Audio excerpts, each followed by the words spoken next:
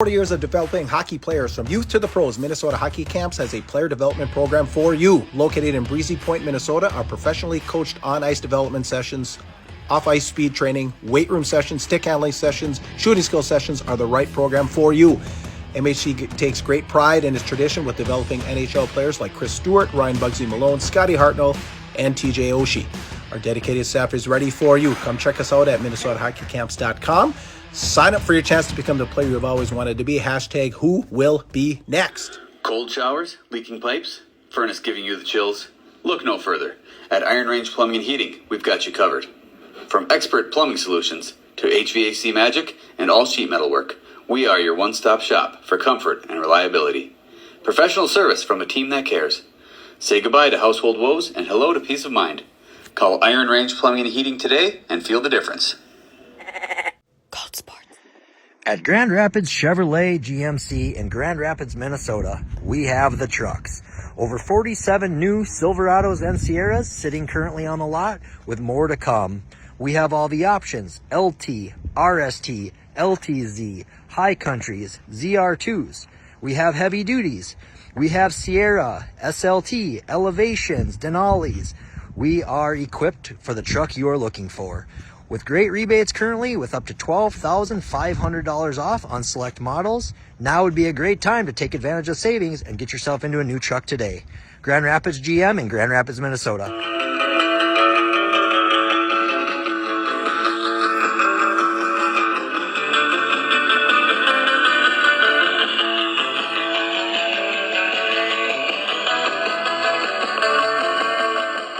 Welcome, everybody, to the Tea with Miss McGill Show. I say thanks for tuning in.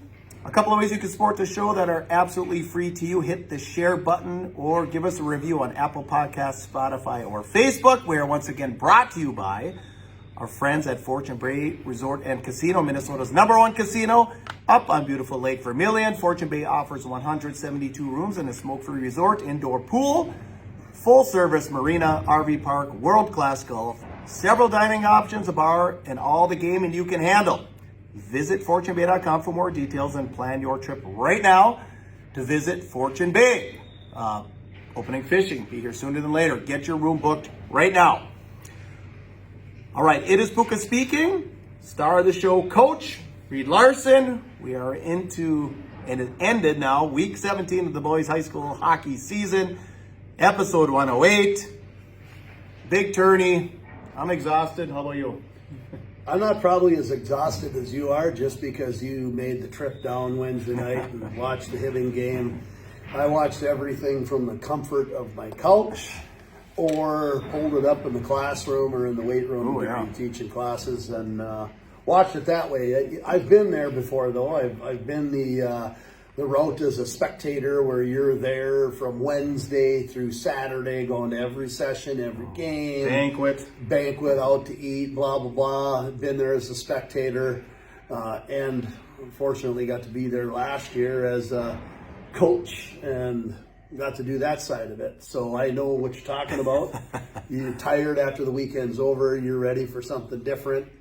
But the best state tournament of any kind of high school sports in the country is right there. And it's pretty cool when you see all of these different things that come up on Instagram or TikTok, just the different flips that they have for attendance.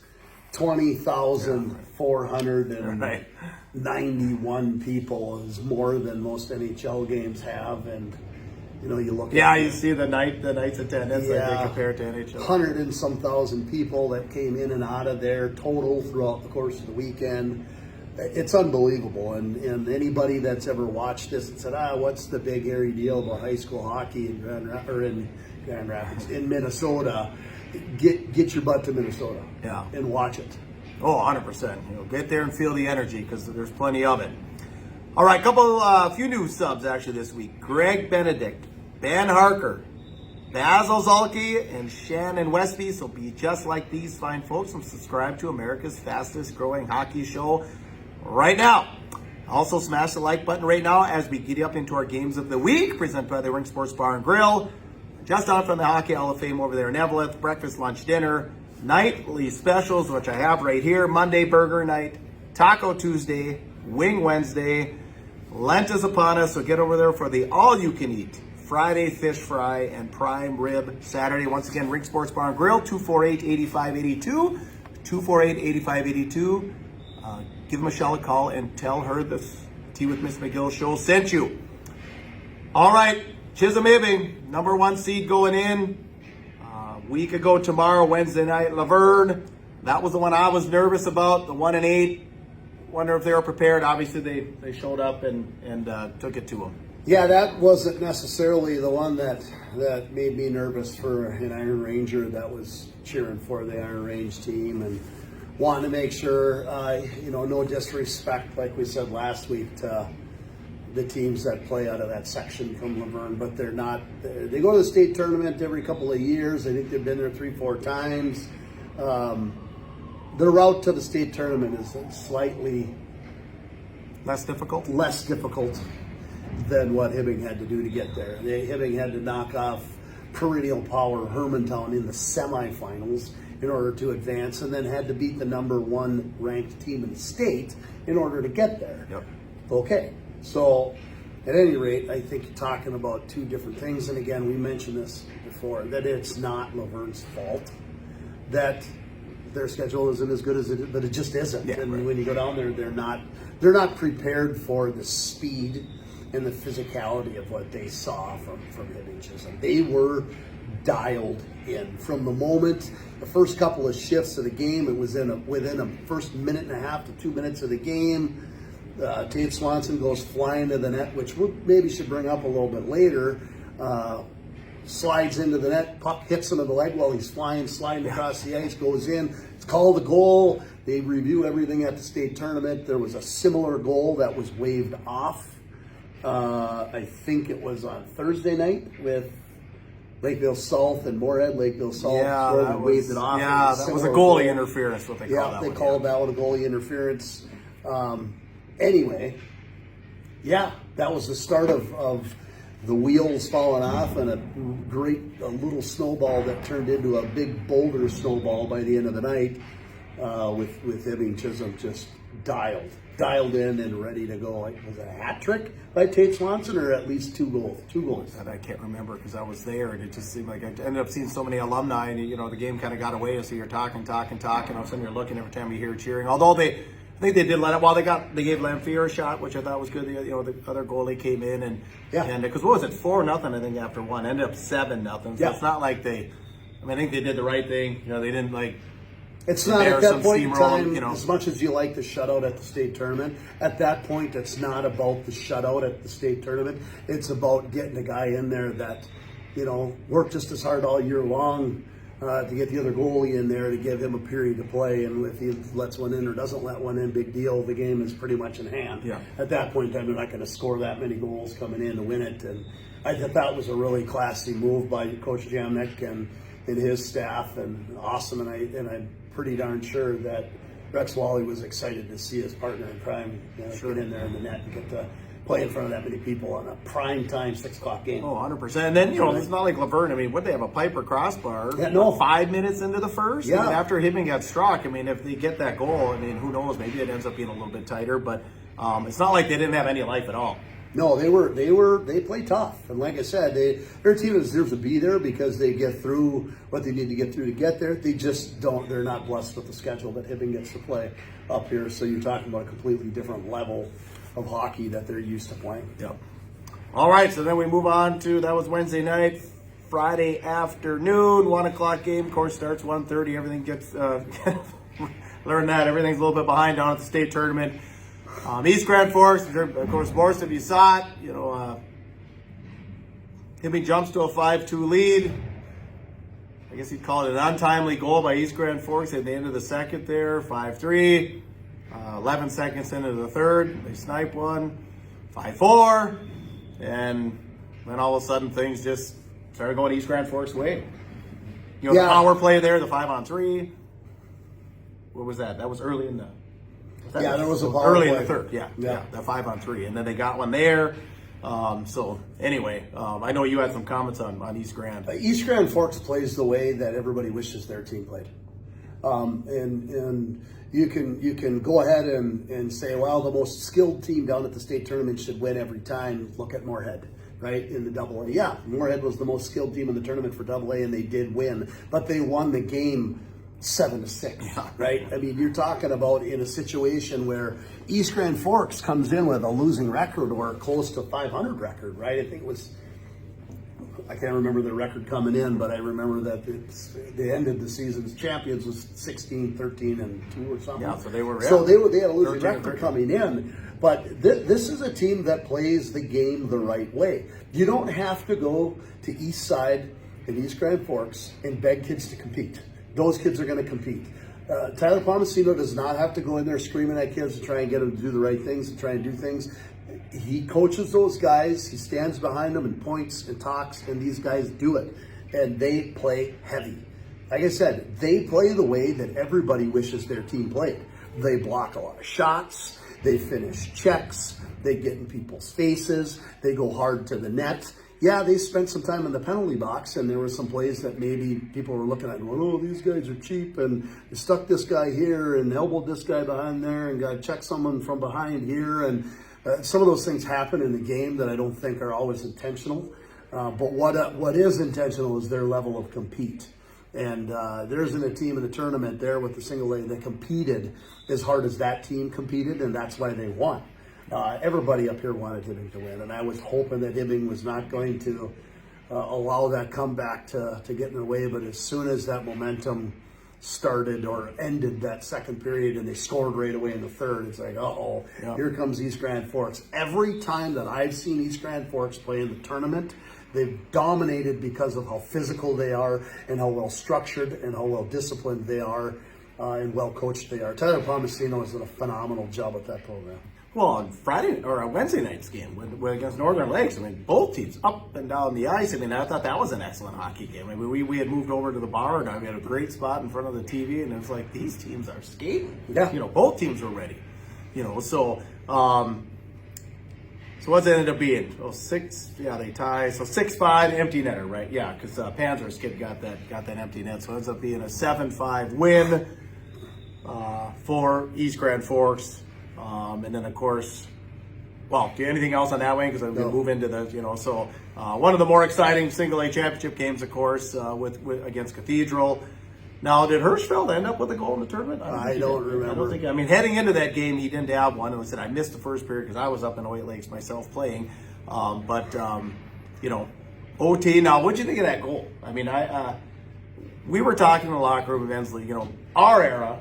The goalie would have been standing up, right, hugging the pipe, probably his arm over the pipe, where today's, they call it the butterfly style, the guys are down. I already got some hate mail from Petey via text because we're talking about techniques and strategies, and he's given me this name that I don't even know. Yeah, I don't know. I have no idea what you talk about, Petey, when you talk about this person or this is the technique, and I don't care. This is coming from a guy that's not a goalie guy. My thought is stand up and stop the puck, but you guys teach things the way you teach them.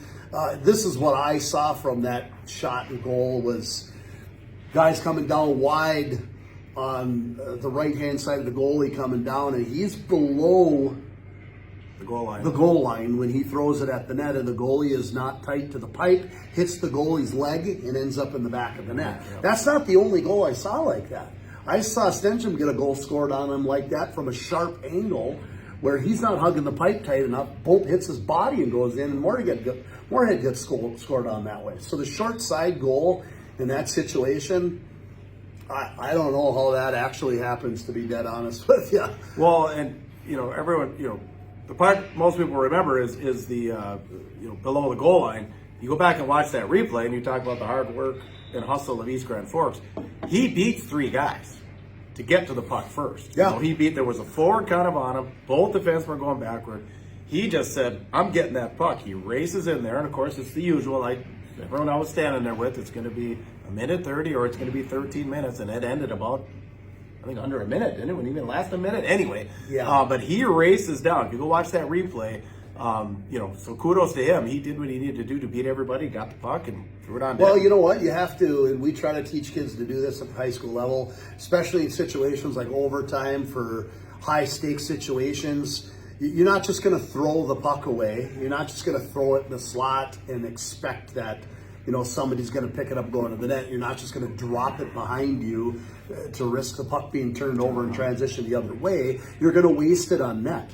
And that's what he did, is he wasted the puck on net late in the shift. He hustled hard down to get down there. He threw it on net actually as he was falling, slid into the corner, boom, threw it in net, hit the goalie's leg near side. It's in the back. Yeah, I just could not believe they scored. Game over. Yeah, all of a sudden you see, because everyone's talking, it's loud. All of a sudden, would they have, I think, 3 bars lit up behind the net? Yeah. And all of a sudden, I'm like, wait, did they just score? But everyone just kind of stopped, looked like, what? Yeah, it was over the corner. It was unbelievable. It was a fantastic play. Nobody in the building, I think, expected that he was going to throw it on net, especially 100%. The goalie. Didn't expect he was just going to throw it there. It's like, well, you got time, you won the race, set it up behind the net, stop, go low to high, get the D to shoot it. No, waste it on net. It was perfect. Yeah. It was the way to end it. And again, I'll reiterate, we were hoping that it was going to go a different direction the day before, but I was actually really excited. Once Hibbing was eliminated, I was excited that we're going to get a 2-1-8, a northern outstate community win the single A state championship instead of a 3-1-2 or 3-2-0 down in the St. Cloud area. Yep, 100%. Yeah. All right, and congrats to Tate Swanson from up here up north. Of course, he was named to the all tournament team. Congrats there. Anything else on single A or Hibbing or any of those games? Yeah, all I'll say is that was really the only error that we made once we start talking double A here. But that was the one error, and I think looking at it, we had a pretty good pick. You and I did, as far as who we thought was going to win the tournament. I think a lot of people underestimated and misjudged what East Grand Forks was going to bring, and they ended up making their way through. They ended up knocking off the team that we picked. And if I'm going to lose by picking the wrong team, I'm glad that I lost to the East Grand Forks choice versus St. Cloud Cathedral winning it or somebody else like that. I think that if Hibbing was in that championship game, they also win if they're in it. But just turned out that the other outstate northern team won. Yeah, well, hard-fought battle. All right, I got a real quick kind of a Hibbing rant here, Coach Larson. So just want to say, some of these kids, I had the privilege of coaching, the juniors, and I remember when there's always been this issue in Hibbing, and maybe it's an issue in many programs, but I know when I was there, these issues of move-ups. And I just want everyone to know, I was coaching mites, and they said there's going to be these mini mite move-ups. And correct me, some of you out there, if I'm wrong on this, but I believe they were Hildenbrand, Galley, Swanson, Lamphere, Elsner, Sunval. I had no problem with it, but I remember hearing parents complain. Other programs do move-ups. And then later, of course, during the first Pee Wee A title there, 5 years ago or so, Cole Swanson's a move-up, Whitaker's a move-up. I never had a problem with move-ups. If they're ready to play. Well, go to that section final game against Cloquet. Who gets the goals? That's the 2 move-ups from Pee Wees. Of course, move-ups from Bantams now. Swanson and Whitaker Rearwards connect. So this is to the Hibbing people. If the kid's ready to move up, just let him move up. Just don't worry about it. Don't complain. Play to win. Hanno, Jam, Coach Iozo, like when they got there, when I was there, the culture wasn't necessarily play to win. It was like more so play everyone equal. Everybody in Hibbing's kind of on a high now, which you should be. Congratulations, that's great. But let the move-ups happen. Let the play to win happen. And then these are the results you get. So I just kind of wanted to say that. I thought somebody needed to say it because I had a buddy when I was coaching, Mini Mites and Mites. He was coaching. He also had a daughter, and he said, I go to the daughters' games, help with them. Everything's play to win. I come back to the boys' side, play everybody equal, watch this. Oh, that guy got too much ice, you better sit in, this and that. And this is at the mite level, which I kind of understand some of it, but a lot of it was the mentality more so than the actual implementation. So if you want to have success like this, Chisholm Hibbing, it's great. Grand Rapids always plays to win. Warroad always plays to win. Hermantown always plays. All these programs that are there, but East Grand Forks plays to win. I was watching their Pee Wee team here a couple weeks ago. They played to win. They were running those. They have number 8 and 9 on that Pee Wee AA team. They're absolute studs. They're out there every other shift. They beat Rapids like 7-1. They didn't say, well, we're up 7 and we're going to play everybody. No, they're out there every other shift. So if you want to find success like this, just keep it rolling. Play to win. Do the move-ups when you need to. Well, I like the idea that people talk about and, things you're talking about as far as, moving kids up. And I think when you start looking at different hockey communities that are out there, It looks a little bit different depending on the community that you're in and whether or not kids should move up. You're between a rock and a hard place when you're in a, for lack of a better way to say it, a smaller community like Hibbing that has a smaller group that they're pulling from. They don't have 5 Pee Wee teams. They have 2, maybe 3.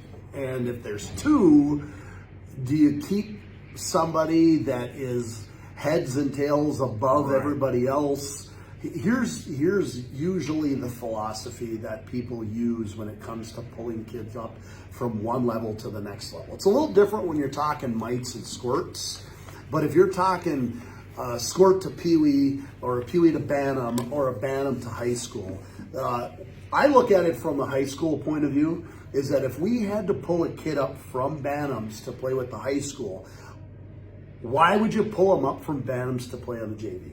Right. You wouldn't, right? Right. Wrong. If he's going to be in Bantams and play on a Bantam AA team, and he is going to play 40 games, 50 games, he's going to play in every situation. He's going to play on the power play. He's going to get a chance to captain the team. He's going to be on the penalty kill. He's going to be in crucial moments of the game. He's a top 6 forward or a top 3 defenseman, right? If that kid fits into your lineup on the varsity, where he is a top 6 forward, playing in every situation, where he's on the power play, he's on the penalty kill, he's the guy that you put onto the ice when you're pulling your goalie at the end of the game to go 6-on-5 to tie the game. He's maybe missing out on the leadership part of it, being Bantam, but he's probably learning from these leaders in order to be a leader when it gets to be his turn. So you really got to look at the situation. Move-ups don't happen that often in Grand Rapids because of the numbers that we have, right? It does happen, and it's a special situation, and that usually comes down to a player development committee meeting that makes those decisions, like, is this kid capable? He's evaluated thoroughly to see if he's capable. He's evaluated to see if he falls into that next level where he's going to get the same opportunities where he would have got there to develop. And if he's not, stay at the other one. Well, you're talking like the McKinnon kid in Forest Lake. Right. 8th grade, penalty kill, power play. Kid was ready. Kid is ready. Situation. Right. Yeah. So I think people need to get out of their head that there's one blanket rule when it comes to 100%. Moving kids up. You have to look at each individual situation differently and how they help the team where they're supposed to be at, and how are they going to help that team, and how is that going to help them develop as a player. Is it going to stop them from developing? You're not going to move them up to be a 3rd or 4th liner and not play in special situations. You're not. You're not going to move them from Bantam AA's play the JV where you don't even have playoffs at the end of the year and you only play 25 games, right?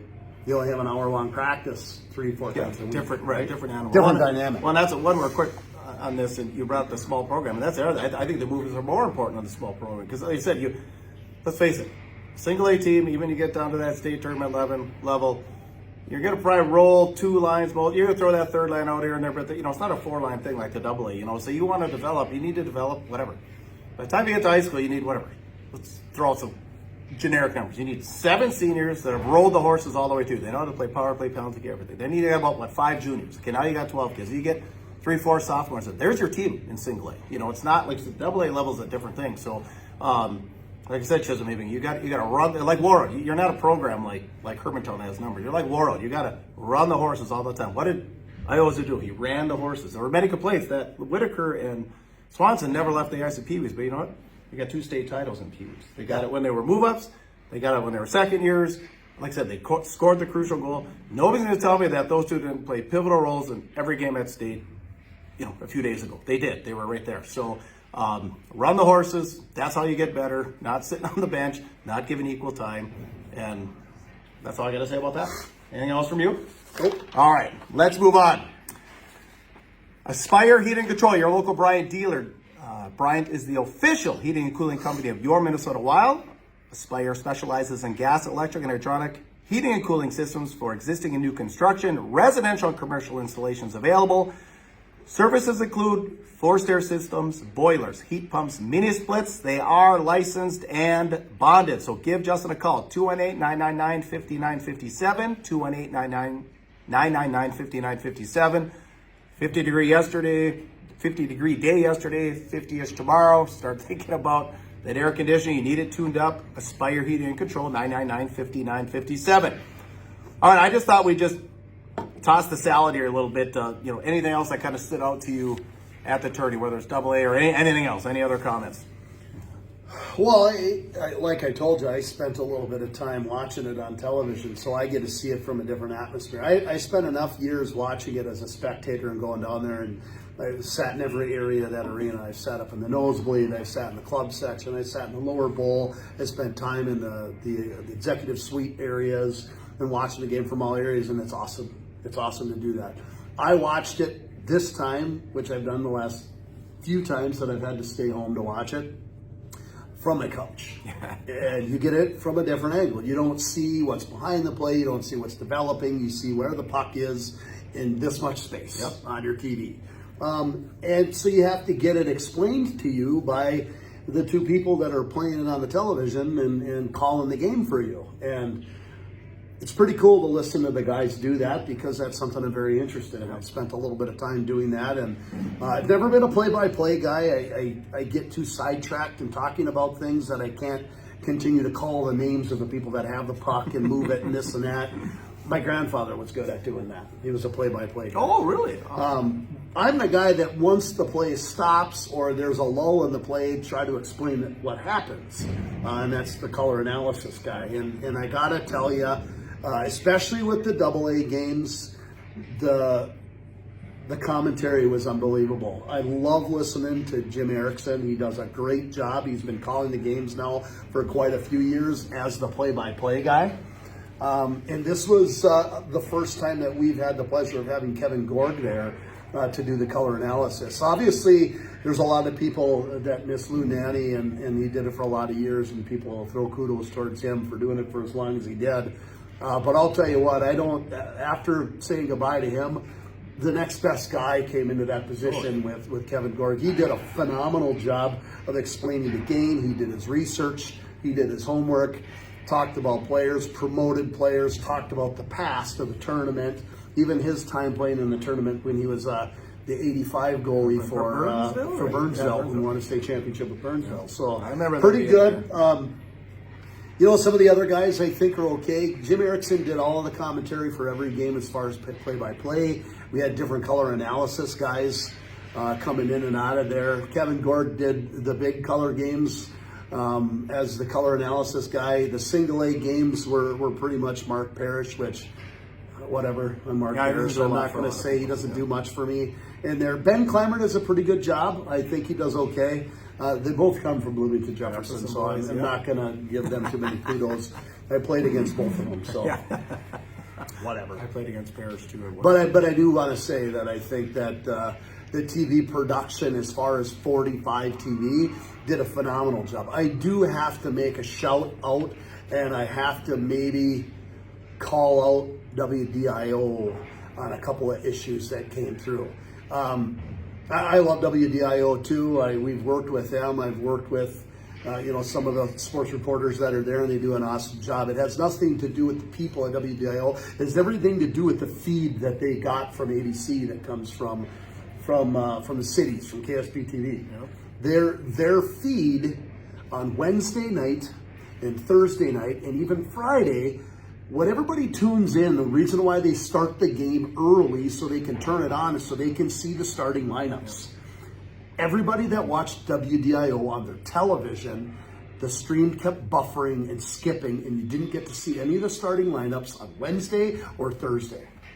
Now, that is a problem. There's a lot on Facebook. That is what kids want. Right. The kids want them to have their face on there. Mom and dad and grandma and grandpa are going to record these so that they can keep those moments for the rest of their lives. And they're not even going to be able to do that because it kept buffering on TV. So, well, how did the hockey hair video turn out well? Well, he's smart, right? Where you could have made sure that you saw everything, where it didn't buffer, was the direct feed from 45 TV's webpage. If you streamed it through the webpage and watched the 45 TV stream, not watching it on the television, then you got a better feed. So they still were able to make those videos because those guys were pulling the feed from there. What'd you think of the hockey air team? Hibbing guy. Yeah, I thought it was awesome. I thought, snap it to a Slim Jim. That was the coolest thing I've ever seen. He should have said snap it to a Slim Jim, but he didn't. I mean, all the way to the New York Times. It was it's just phenomenal. Cancel, right? Yeah, cancel it. Oh, man. First of all, he had the awesomest hair. Yeah. But the background story that he gave, and I won't do it justice, we'll have to maybe get some of that into the comments. If somebody wants to maybe cancel it, can say that in the comments if you're watching. His dad always watches. Talk about, make some comment when we post this on there about why you did this. Something came up during the outdoor game for Hockey Day that the Slim Jim came up, and then you wanted to relive it when you were at the state tournament. I thought it was one of the coolest things I've ever seen. Yeah, well, I actually know the story a little bit. So, King, the guy that does the hockey hair, he's got the Something Street podcast about the Wild with, he's on TV sometimes. Big Nose played for the Wild, younger guy. I can't remember his name. It's a 32nd Street podcast. Anyway, someone throw it in the comments, but they were talking about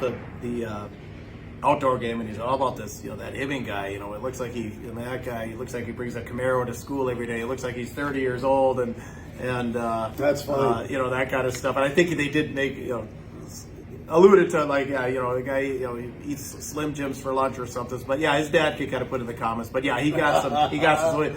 He decided, if we make it to state, I'm skating out with a Slim Jim. Well, I was just thinking, because of the mullet, the type of hair he had, before I heard the story, it's like he looked like Randy the Macho Man Savage. Oh yeah, Macho Man, step to a Slim Jim. And they also loved Rex Wally's name, right? I mean, what's a better name of a goalie than Wally, the Wall, and so anyway, you could chat late January, that podcast, but they talked a lot about Hockey Day and had some cool commentary there.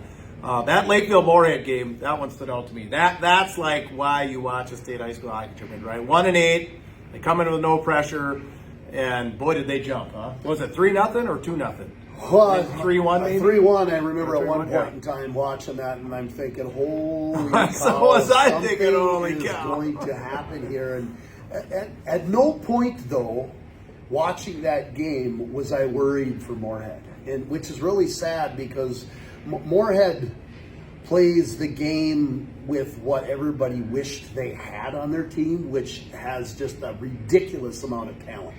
Right? Remember how I said East Grand Forks plays the way everyone wished their team would play? Moorhead has the talent that everybody wished they had. Yeah, okay. Right? Fair enough. So at no point in time did I think Moorhead was at risk of losing that game. Like, I'm sitting there watching it with a group of buddies, and they're like, "Oh, what do you think now?" And weren't really necessarily hockey guys, but we had it on. They're like, "What do you think now? Moorhead's down, blah, blah, blah." And I said, "They'll come back." Oh, no, they won't. Yes, they will. Keep watching. And it just bing, bing, bing. Things would happen. They would score back and forth. And I'm thinking, yep, this is exactly what I expected if they got down. Okay. And then we also liked Moorhead Sellies more than anyone else's Sellies. Yeah, the Sellies, I don't want to diss the kids, because the excitement of being there in front of 20,000 people and scoring, and there's a little history to why they go gliding all the way down the rink from one end to the other. It's because the State High School League penalized players for celebrating in front of the visiting student section. So if they were to score on the net they're scoring on in the first period, the other team's student section is right there. And if you go running at the glass there to celebrate, that right? happened. Yeah, go ahead. So from that point on, they made it a penalty. Kids were like, well, I'm going to celebrate with my student section, but it's on the other end of the rink. So that's why you'd see these guys go all the way down the rink to their student section, and they've got their little... So I get why they're going there, because you can't go there. Yes. But the point of the matter is that, and I heard somebody say this, I saw a comment, act like you've done this before. Many of these kids haven't done this before. They haven't. They're here at the state tournament in front of 20,000 people. Who knows if they're ever going to be there again? And they just scored in front of the biggest crowd they're ever going to score in front of. Pretty exciting. So I don't diss the kids for this, but I will say that when you make the celebration more about you than you do about the team, it says a little something that maybe you don't want to say. Yeah. I like what Moorhead did. Yeah. Moorhead would celebrate, and every time they would celebrate, they would come back to the bench and celebrate with their bench. Yeah. And I thought that was cool. I did and too. Mason Kraft started it. I mean, he got interesting every time he scored in the first period of the championship game. Boom, boom, boom, and then he went 1, 2, 3. And I think he was mocking. I think it was Mason West from the night before. Mason West did something similar when he scored 3 goals the night before. He was mocking that in the championship game. Well, and I do remember, just a couple of years ago, I said, Alex, somebody, it was a single A game right away. And he turned his back, celebrated. I think they went to commercial because there's been a penalty. What the heck's been Celebrated in front of the whatever. visitors. And that changes my tone. But you are right. I remember seeing a penalty call. Yeah, it was. But they do get a little out of hand sometimes. It's like we would celebrate and the hands would go in the air. We'd go to hug our buddies. Or now it's, you're doing the TiVo or doing the dab or what. I mean, shooting the arrow. Or, shooting the cannon or whatever, Who knows what they're doing? I don't know. Some of them are pretty interesting, and I get a kick out of it because it's part of the show when you're at the Xcel Energy Center. Yeah, and it's not just the 20,000 in the butts of the seats. It's the, Millions. $250,000 that are watching on television. All right. Anything else on just anything else that stand out to you, or we can move on to scores and more? Well, I will say this: when it comes to Moorhead, I think the right team won the AA state championship. But great fight out of Stillwater to be able to do what they did, and I didn't have Stillwater making it past the second round. I did have them beating Andover, but I did not have them beating St. Thomas. I thought St. Thomas was going to knock them off. I thought it was going to be St. Thomas and Moorhead. But credit to them, they did an awesome job, and I think probably in the AA tournament, Cal Conway was the best goalie there in the AA tournament in my mind. But Moorhead, it's a wagon. They're a wagon, and credit to John Ammerman. There's a lot of pressure in the city of Moorhead to have an awesome hockey team, and they've been into the state championship. I think been there 8 times and they've never won. 8-time runner-up. The last runner-up that they had was in 2017, lost to Grand Rapids, and they were expected to beat Rapids 5-0 earlier in the year. Here. And John Ammerman has had a lot of pressure. A lot of people pushing at him the last couple of years. When is it going to happen? When are you going to win? A lot of people with Matt Cullen retiring, expecting that he's going to take the job over. John Ammerman is a really humble man. He cares about the program. He cares about the kids. He's about the history and the tradition of Spud hockey. And he brought Matt Cullen on. There's a lot of head coaches that would say, I don't need Matt Cullen. I've been here for 12 years. I've been to the state tournament this many times. I don't need an NHLer to come here to do this for me. We can do this. He said, no, I'm going to bring Matt Cullen on my staff because it's not about me and my ego and me being able to do it. It's about giving these kids what they deserve, and they deserve the best staff that we can put together. So he actually moved himself on the bench to running the defensemen. He used to be up there running the forwards. He's now running the D. He said, Matt, I trust you running the forwards. You got the forwards. Okay. And Matt Cullen did that. And part of what I was disappointed of was the focus on the NHL, former NHL players that are coaching behind the bench. Yeah. Thomas Vanek and Zan. I agree. I thought they talked about Cullen Matt Cullen. And why not talk about John Ammerman and his struggles with the program? I mean, the guy's been there forever. Yeah. And I get it. Like, this is a picture you're trying to paint.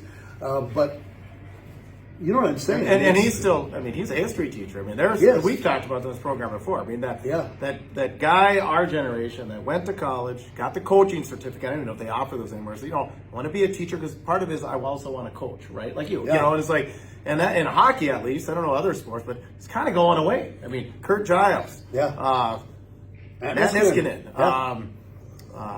what's the guy at Hill Murray, Lechner. I mean, I don't think Lechner's not a teacher, is he? Hill? I don't know. I don't think, so there's, Randolph. I mean, there's so many examples now where you're the hockey coach. You're not, you're not involved where, our years, Lynn Ellingson was a school teacher. He was a teacher. Yep. Mark Jacenza was a school teacher. You know what I mean? Yep. It just, so it's just changed so much. So, and I didn't even know that till this tournament that Ammerman is a history teacher. So, well, he's salt of the earth. Salt of the earth. Yeah. You don't find a better human and somebody that cares more for kids than he does. And no discredit or disrespect to, the NHLers that are coming back to give back. No, We're it's great, happy right, that your knowledge is there and coming in and coaching high school sports. Your value is important because you've been in situations that I've never been in as a coach. You've been coached by the best in the world. You bring something to it. But there's also a lot to be said about a guy like John Ammerman who says, I don't know everything. He's humble enough to say this and say that if I can deliver something to my players that they deserve the best staff that I can put together. And if that includes Matt Cullen running the forwards and me moving myself back to run the defensemen, if that's going to make our staff better, if me as a coach divvying out responsibilities and delegating more responsibility to my assistant because I think that they've got more they can bring, that's something that a leader does. And credit to where it's due. John Ammerman, you deserve that championship. You've had a lot of years waiting for this. He was a runner-up back in 2004 and 2005, back-to-back years as a player. Okay. He played on that team that lost to Centennial 1-0. He played on the team that lost to Holy Angels in 2005. Right? He deserves this championship, and those kids in that community deserve this championship, and that needed to be said. Yep. Oh yeah, 100%. I agree with you. Yep. So all 2-8 for the champs. All 2-8 for the champs this year. All right. Scores and more. Iron Range Apparel, Instagram, Facebook. New location. Right next to the Super One over there on Highway 53 in Virginia. We got the ODR caps, ODR t-shirts, ODR baseball cap. Like I said, the Gift Buyer's Paradise. You're looking for something for that special somebody. This is the place to go. 741-5138. 741-5138. They do our hats, visors, our hoodies, everything. So if you're looking for some screen printing, they can help you out with that too. Iron Range Apparel in Virginia. All right. Real quick, Wilderness of Eveleth, 821 over Mason City. I don't know if we really need to give a Walleye Scott CFP Dino Hornets update, do we? Nah, they were out in the semifinals. I think we know what happened. Right? Hey, they were eating cake after that game. A lot of chants. Yeah. I saw some hotel chants. Did you see the hotel chants? I did. And then you saw the hotel scene when Moorhead came in for an hour, like an hour. That was incredible. That was pretty cool. I'm sure many of you have seen that, but if you haven't looked that up, Moorhead went to. Is it the Drury? I think it was the Drury. Is that what it's called? Anyway, and everyone's out on the balconies, and they got a shout out like we've never seen. All right, Coach Jamnik. After Coach of the Year. 20-11 season. You know what? Actually, I was kind of looking. They won 8 of their last 10. But yeah, Coach of the Year. So congrats, to Coach Jamnik. On the coaching theme, news on Coach Randolph. Yeah, Coach Randolph, 1 year at the helm of the Northern Lakes Lightning. One and done. Deciding to resign again. Just so everybody's clear, he only needed 1 win start of the season in order to break the record for the winningest coach.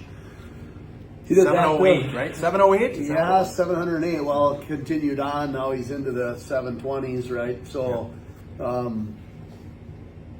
interesting. I know nothing else other than he let them know yesterday. It hit the press at about 8 o'clock last night. It hit Twitter. Star Tribune had that out there. The guy from Star Tribune that writes on Twitter got that out there right away. From what I'm hearing from people that I know, my brother was the coach there before, right? In Northern Lakes. So he's hearing from parents and kids and whatnot that this happened, and parents are saying that they're shocked that he quit after 1 year. And I'm saying You are? You're shocked? I mean, I'm not saying that I didn't hope that he was going to coach for longer. I kind of thought, well, good for you, Ren. You got the record. You deserve it. You coached long enough. You could have went for a couple more years, maybe made another trip or two to the state tournament. But did it cross my mind that he would go 1 year and be done? Yeah, it did. Sure. If it didn't cross your mind that he could go one and done, I don't know what planet you're living on. Okay. Well, and I know he still lives in Duluth, so I mean, yeah, he does. Yeah. So quite the trip there. Of course, Mason Kraft, Mr. Hockey for 2025. He'll be a Cedar Rapids Rough Rider. I'm assuming probably this week. Yeah, I'm sure he's probably down there already. Down there, yeah. Who got the Brimsek? Brimsek was Leo Gabriel from White Bear Lake. Oh, wow, okay. Another team that we talked about Laverne not getting on the first round. White Bear Lake, right? Are they still on that streak where they have not gotten out of the quarters? Yeah. Is that what it is? They lost last year to us. Yeah, right. It was 20 times they lost in the quarterfinals. Anyways, Leo Gabriel had a phenomenal year. He was great last year. And when they came up to Rapids last year, he shut us out in our building 2-0. We were lucky enough to score 2 on him in the state tournament. But then we went down there this year and played Leo Gabriel in White Bear Lake and lost 5-0. Okay. So it shut us out there. Yep. Okay. So he had a fantastic year this year. Congratulations to Leo Gabriel. And then the Rogers kid ended up getting the Reed Larson Award. I don't know. I'll lose my train of thought here, but I'll pull that up here. Yeah, pull that up. I'll go through some of the All-State stuff. All right, All-State single A players in the area. Hermantown, River Freeman, Warroad, Tavin James, Hermantown, Henry Peterson, and Cloquet Carson Young. And on the AA side in the area, from right here in Grand Rapids, Nate Garski. Right here in Grand Rapids, Carter Casey, and Rock Ridge, Diesel, Grady DeBerrio. So congratulations, boys, for this accomplishment. Noah Gertz. Okay. Got it. Reed Larson Award. The Rito. Okay. Yep. All right. Kearns and Company All-Star game going on right tonight. Yeah, they should be playing at 7. I'm not sure if you can find that online or streamed or not. I haven't heard one way or the other. Maybe we should become the official stream of the. Maybe we should. I don't know. Maybe the Kearns and Company should contact us. You know a guy that could do color? I think I might know a guy. There's another little piece of, Iron Range connection to the state tournament that I think is well worth mentioning. You mentioned a name at the top that just became a subscriber. Was there a Zelke that just came on there? Yes, Basil. So there was a game at the tournament, I believe it was day 1 of the tournament, where there were 3 Zelkes reffing all at the same time. Oh, they were? Basil, Bay, and Bobby. And this was Bobby's, one of his dreams was to have him and his 2 boys reffing with him at the state tournament. So I don't know if that means, Bobby, are you going to retire or are you going to keep going? I hope you continue to keep going and keep reffing. I thought that was pretty cool to see 3 Greenway guys there, 3 Iron Rangers there at the state tournament reffing a hockey game and representing northern Minnesota. So kudos to the Zelkes for getting that bid and having all 3 of you there. That is cool. Congratulations, guys. All right, anything to add? Episode 108. Back here. Oh, yeah. Grand Rapids, Pee Wee Bees, getting ready to rock and roll for the state tournament this weekend. Good luck to Troy Scott and Sammy Johnson and your boys down at Plymouth, I believe, their Pee Wee B state tournament. Well, Coach Troy Scott setting the tone.